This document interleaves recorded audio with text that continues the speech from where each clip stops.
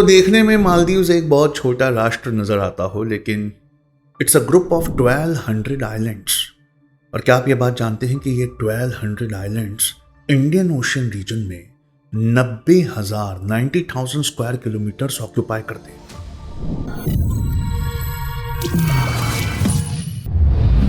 India और China के लिए मालदीव्स बहुत ज्यादा स्ट्रेटेजिकली इंपॉर्टेंट इसलिए है क्योंकि वर्ल्ड के सबसे busiest sea lines of communication यानी पानी के जहाज से व्यापार मार्ग वो मालदीव्स की टेरिटरी के पास से पास होते हैं। प्लस इंडिया ये बात जानता है कि मालदीव्स की इकोनॉमी जो है वो पूरी तरह पर्यटन और फिश एक्सपोर्ट्स पर आधारित है, और उसने इंफ्रास्ट्रक्चर के नाम पर चाइना के बेल्ट एंड रोड इनिशिएटिव के अंडर बहुत बड़े बड़े लोन लिए हैं।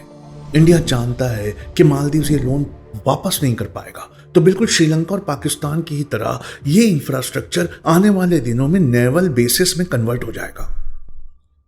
ये कहानी है मालदीव्स और इंडिया के मनमुटाव के पीछे। चाइना मालदीव्स में बहुत हेविली इन्वेस्ट कर रहा है। बेल्ट एंड रोड इनिशिएटिव के नाम पर बड़े बड़े मैसिव लोन्स उसे इंफ्रास्ट्रक्चर बनाने के लिए दे रहा है। इंफ्रास्ट्रक्चर और इकोनॉमिक डेवलपमेंट एक बहाना है।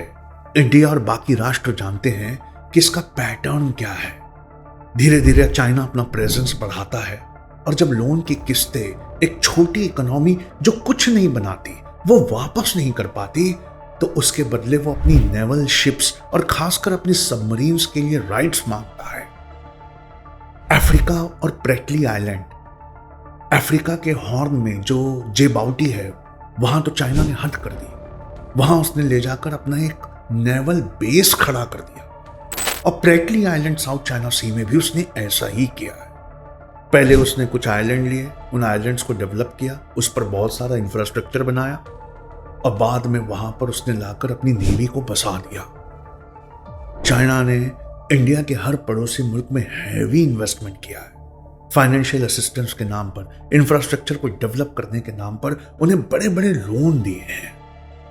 जब ये लोन रीपेमेंट्स का वक्त आएगा और ये छोटी इकोनॉमी इन्हें नहीं भर पाएगी, तो चाइना इसके बदले इनके और आइलैंड्स को लीज करेगा। और निकट भविष्य में ऐसा हो सकता है कि जब चाइना की सुप्रीमेसी आए, तो ये लीज्ड आइलैंड, ये 50-50 साल की लीज पर लिए हुए आइलैंड्स नेवल बेसिस में कन्वर्ट हो जाएंगे। ये इंडिया के लिए एक बहुत ही घातक सिक्योरिटी इंप्लीकेशन होगा।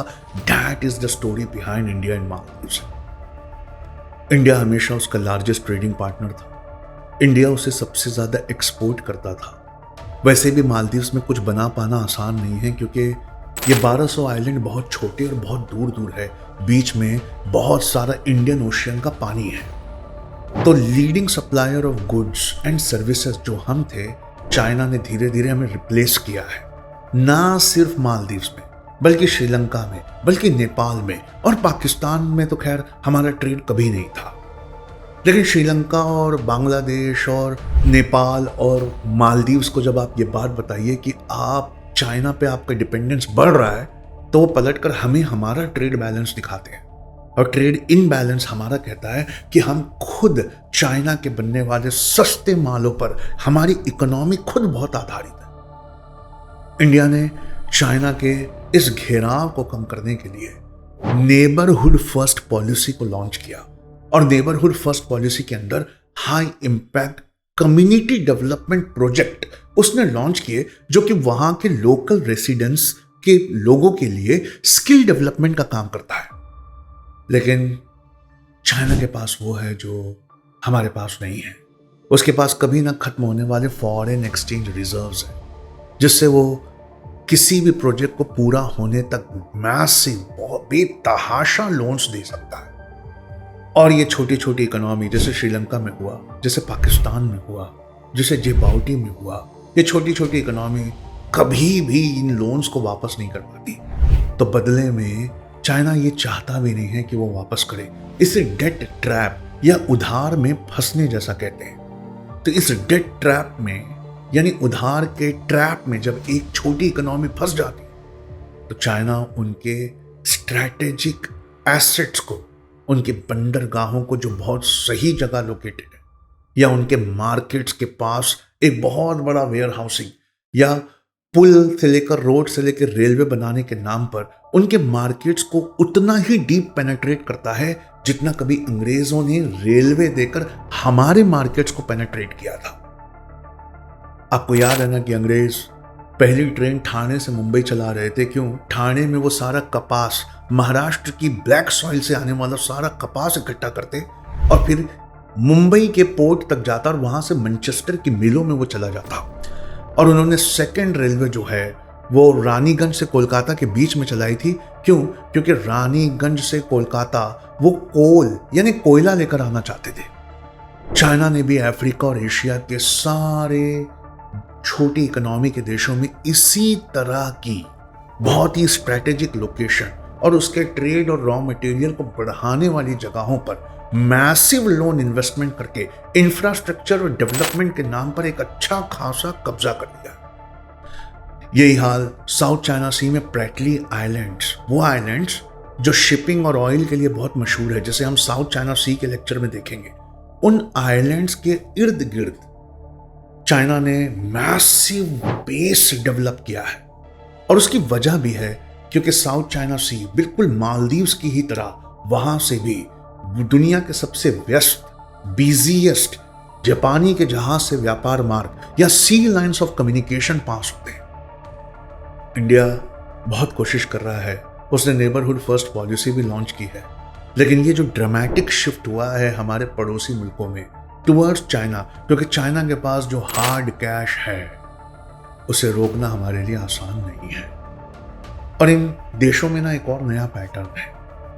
इन देशों में जो एक प्रेसिडेंट अगर इंडिया की तरफ से है तो उसका विपक्ष जो होता है वो इंडिया के खिलाफ होता है। मिसाल के तौर पे इंडिया मालदीव्स रिलेशन बहुत अच्छे थे 2008 से 2012 जब मोहम्मद नाशिद नाम के मालदीव्स के प्रेसिडेंट थे।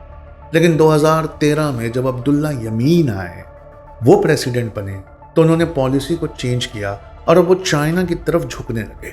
वो चाइनीज प्रेसिडेंट शी जिनपिंग से बेहद करीब माने जाते थे। यही वक्त था जब उन्होंने बहुत सारे छोटे छोटे आइलैंड जो बहुत ही strategically sea lines of communication के पास लोकेटेड थे, उसको उठाकर 50-50 साल के लिए चाइना को लीज करना शुरू किया। इट्स नॉट जस्ट कि लीडर्स के अंदर कोई बहुत घनिष्ठ संबंध थे, पर चाइना के कभी ना खत्म होने वाले फंड्स और डेवलपमेंट प्रोजेक्ट्स में कहते हैं ना कि चाइना का राष्ट्रीय बर्ड जो है, नेशनल बर्ड जो है वो क्रेन है। क्यों? वो किसी भी इंफ्रास्ट्रक्चर को इतना जल्दी बना सकते हैं कि अगर 7 साल का प्रोजेक्ट है तो वो 3 साल में पूरा कर सकते हैं। आपको कभी YouTube पे जाकर उनका एक वीडियो देखना चाहिए जहां उन्होंने 36 घंटे में एक ब्रिज YouTube लाइव करके बनाया और दुनिया को अपनी कैपेसिटी दिखा दी। यमीन के जमाने में चाइना ने इस आर्किपेलागो में बहुत ज्यादा इन्वेस्ट किया और इसके बदले में मालदीव्स ने उसे बहुत सारे आइलैंड्स दिए in the name of development invest करने के लिए। चाइना का एक्सपोर्ट इंपोर्ट बैंक जो है उसने मालदीव्स में 2010 में हुल हुमाले नाम के आइलैंड पे घर बनाना शुरू किया और जैसा कि उसका ट्रेंड है वो वर्ल्ड की सेकंड लार्जेस्ट इकोनॉमी है जिसे हम चाइना कहते हैं। और ऐसी वैसी इकोनॉमी नहीं है, वो अपने प्रॉफिट्स को बिल्कुल अमेरिका से सीख कर वो अपने मैसिव प्रॉफिट्स को उठाकर कन्वर्ट कर रही है एक बहुत बड़ी आर्मी, मिलिट्री और नेवल फोर्स में। वो सारा एडवांटेज जो उसके पास है, वो सारा सरप्लस फंड जो उसके पास है, उससे एक बहुत बड़ी आर्मी खड़ी कर रही है। तो वर्ल्ड की second largest economy in leased islands का फ्यूचर में क्या स्ट्रैटेजिक पर्पस के लिए यूज करेगी, ये बहुत देखने वाली बात हो रही है। तो इंडिया और मालदीव्स के टाइज जितनी बार स्ट्रेन होते हैं और जितनी बार वहां विपक्ष आता है चुनकर, तो वो आते ही इंडिया आउट की पॉलिसी अपनाता है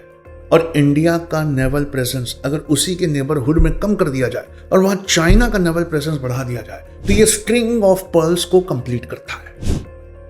string of pearls Gwadar Pakistan से शुरू होती है, फिर मालदीव्स होते हुए श्रीलंका के कोलंबो पोर्ट के पास से और हम्बन टोटा पोर्ट से गुजरती है और फिर वहां से वो बांग्लादेश में जाती है चिट्टागोंग पोर्ट तक और फिर क्योकपू नाम के म्यांमार के पोर्ट तक जाती है।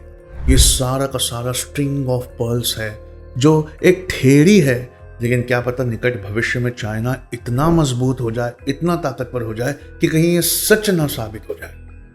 खैर 2018 में मालदीवियन डेमोक्रेटिक पार्टी से मोहम्मद सोलिह जब उसके प्रेसिडेंट बने तो वो फिर इंडिया की तरफ झुकने लगे और उन्होंने इंडिया और इंडिया के लीडर्स को एक्सेसिव सपोर्ट और अपने चुन के आने के लिए धन्यवाद दिया।